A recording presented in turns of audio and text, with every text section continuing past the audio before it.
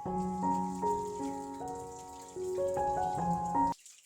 શ્રી કૃષ્ણ. વરસાદનું વાતાવરણ હોય એટલે ભજીયા ખાવાનું તો ખૂબ મન હોય બધાને. તો તેવી જ રીતના આજે આપણે બનાવવાના છે આખા મરચાંના ભજીયા. તો મેં અહીંયા 500 ગ્રામ લીલા મરચાં લઈ લીધા છે, ધાણા, અને તેમાં આપણે જે મસાલા જોયું ને તે આપણે મરચાંને વચ્ચેથી આવી રીતના કટ લગાવી દેવાનો છે, અને તેમાં જે આપણે આ બેનો ભાગ છે ને તે હટાવી દેવાનો છે. બધા જ મરચાંને આપણે આવી રીતના સાફ કરી લેવાના છે.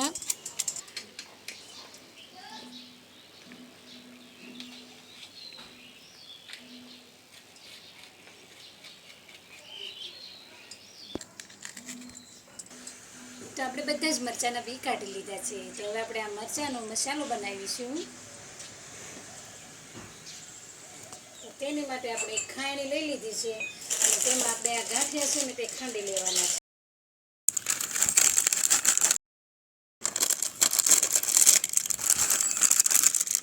આ ગાંઠિયાને આપણે સરસ રીતે ખાંડી લઈશું.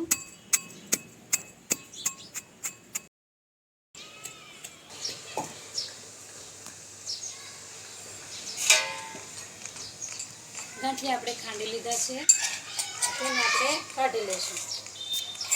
ગાંઠિયા આપણે ખાંડી લીધા છે, તો આપણે આ ફરાળી ચેવડો છે ને તે ખાંડી લઈશું.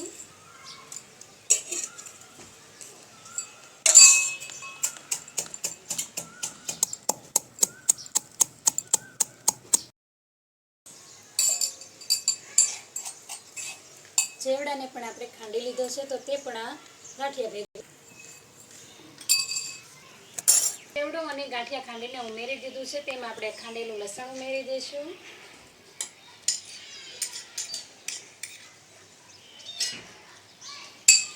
સૂકા ધાણા છે તે પણ ઉમેરી દઈશું. તેની સાથે આ કાપેલા લીલા ધાણા છે તે પણ ઉમેરી દઈશું.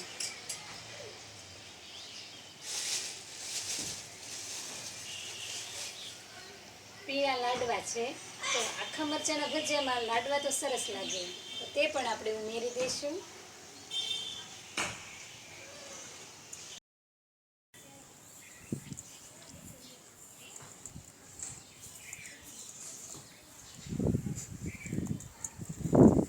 તેની સાથે આપણે ચપટી હળદર,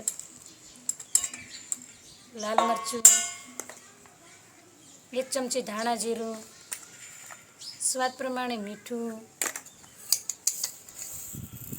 1, 2, 3 ચમચી જેટલી ખાંડ અને 1 મોટા લીંબુનો રસ છે તે પણ ઉમેરી દઈશું.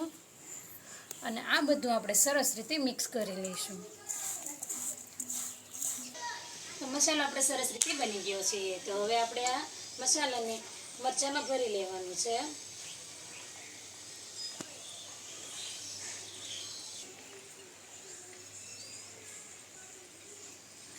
તો આપણે આવી જ રીતના બધા જ મરચાં ભરી લઈશું. તો મેં અહીંયા બધા જ મરચાં ભરી લીધા છે, અને આપણે તમે જોઈ શકો છો વરસાદ પણ શરૂ થઈ ગયો છે. તો અહીંયા ઢોકળિયામાં છે ને મેં પાણી ગરમ થવા રાખી દીધું છે. તો આ ઢોકળિયામાં આપણે આ મરચાં બફવા માટે રાખી દેવાના છે.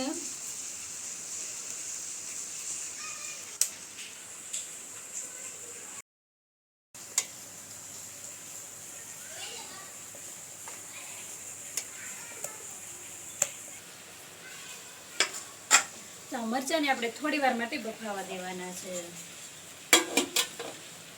આપણે આ મરચાં બફાઈ ગયા છે, તો મરચાંને આપણે બહાર કાઢી લઈશું.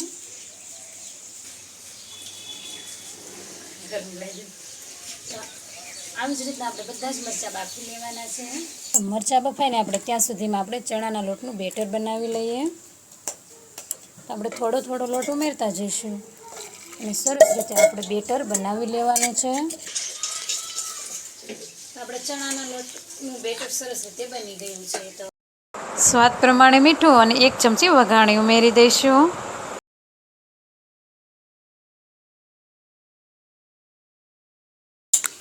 બધું મિક્સ કરી લઈશું. બહુ વધારે નથી બફાવા દેવાના. વધારે બફાવા દઈશું ને તો ટીટિયા પછી તળતી વખતે નીકળી જાય છે. તો આપણે બધા જ મરચાં સરસ રીતે બફાઈ ગયા છે. તો હવે આપણે તેલ ગરમ થવા રાખી દઈશું.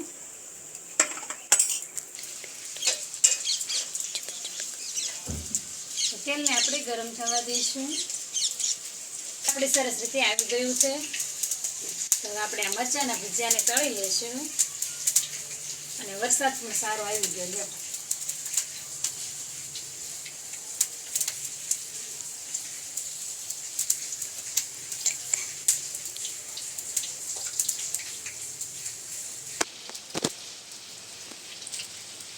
પાછો તમે જુઓ કેવો સરસ વરસાદ આવી રહ્યો છે અને વરસાદના છાંટા પણ હવે તેલમાં ઉડવા લાગ્યા છે. પણ આપણે ફટોફટ આપણે આ મરચાંના ભજીયા તળી લેવી.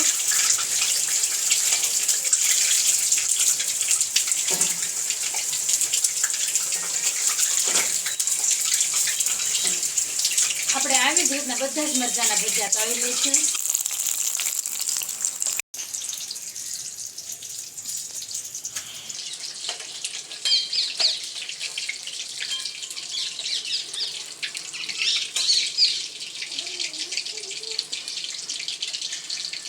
તો આપણે સરસ રીતે મરચાંના ભજીયા તળાઈ ગયા છે. તો આપણે સરસ રીતે આખા મરચાંના ભજીયા તળાઈ ગયા છે. જો તમને અમારો વિડીયો પસંદ આવે તો વિડીયોને લાઇક, શેર અને સબસ્ક્રાઈબ કરવાનું ભૂલતા નહીં. હું તમને એક ભજીયું કાપીને પણ બતાવું છું.